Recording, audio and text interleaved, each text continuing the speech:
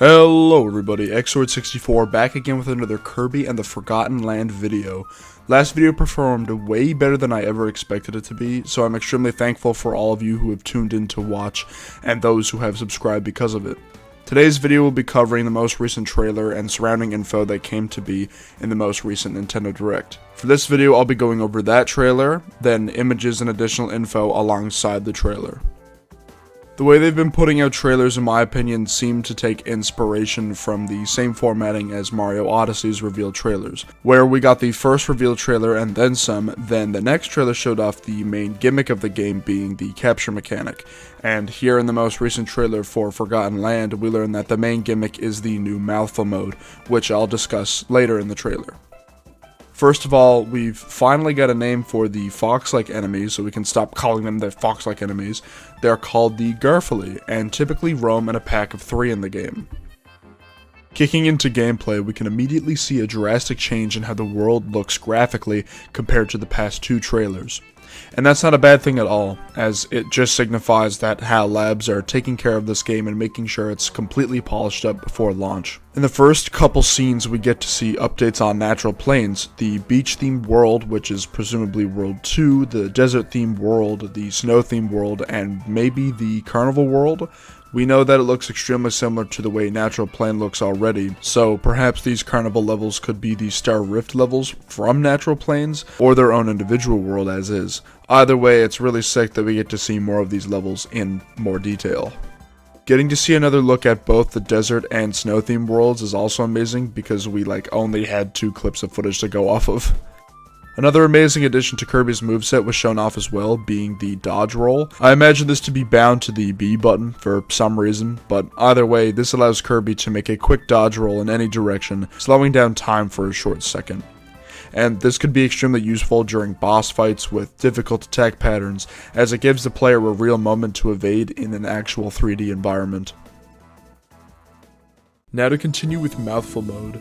We know that the main gimmick of the game is Mouthful Mode, which is extremely similar to Mario Odyssey's capture mechanic. Throughout the game you will come across various real-life objects in which Kirby can inhale and transform into. Some examples shown off in the trailer are car mouth, vending mouth, cone mouth, scissor lift mouth, ring mouth, light bulb mouth, arc mouth, and water balloon mouth. We also get a better look at these modes through the Japanese website as well, showing us a little more in depth on how the modes will act through the environments. And most of these modes will definitely appear more than once throughout multiple worlds, serving as solutions for clever puzzles that can't be ordinarily solved using a copy ability. Moving on to the next part of the trailer, we learn Waddle Dee Town upgrades based on how many Waddle Dees you've collected, which I got right in my previous video. Another thing I predicted perfectly was Waddle Dee's weapon shop, as in my previous video I'd predicted that either ability scrolls from Squeak Squad would return, or costumes from Fighters 1 and 2 would return, and to my surprise both of those ideas combined. I'll be talking about this in another video, as I think it would take up a lot of this current video's runtime, as it's easily the thing I'm excited about the most. But basically, to summarize, you're able to evolve already existing copy abilities with some required items, and doing so gives copy abilities massive upgrades that completely change the way that they're used. Some examples shown off in the trailer were the Chakram Cutter, Cluster Needle, Toy Hammer, Noble Ranger, Frosty Ice, Gigant Sword, and Volcano and Dragon Fire. The final few scenes in the trailer show off a little more to the already established Beast Pack. As we know from the previous trailers, the Beast Pack are the main antagonists of the game and serve as the main mini-bosses and bosses for each world. We know that new variants of Gigant Edge and Frosty now appear called Wild Edge and Wild Frosty, which both give Sword and Ice respectively, along with a new mid-boss, Florina, who gives Tornado. Some other members of the Beast Pack have already been shown off greatly as well. Silly Dillo, who was shown off previously, is most likely the boss of the Ice-themed world due to the similarities in color through his design and his battle arena. The next boss shown off is one who is new to us, being Clawroline, who is most likely the boss of the carnival-themed world, which basically confirms that that carnival-themed area is indeed its own individual world.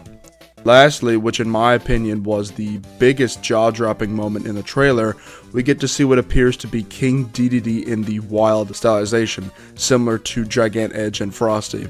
This could potentially mean that Dedede is the main villain for once in a really long time for Kirby games, thanks to this brand new form, and it could work really well seeing as this is Kirby's first 3D adventure and the celebration of the series, so him being the main villain comes full circle once again.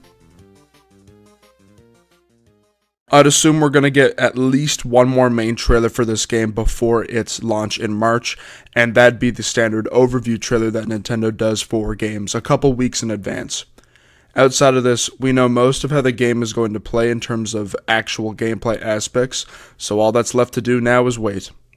Feel free to let me know your thoughts in the comments, because it'd be nice to speculate with my smaller fan base what's left to discover with this game before its release next month.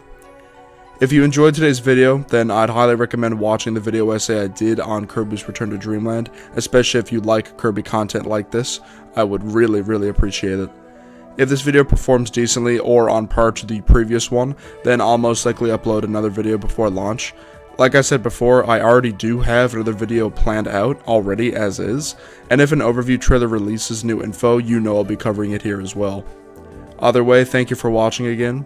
This is Xord64, signing off.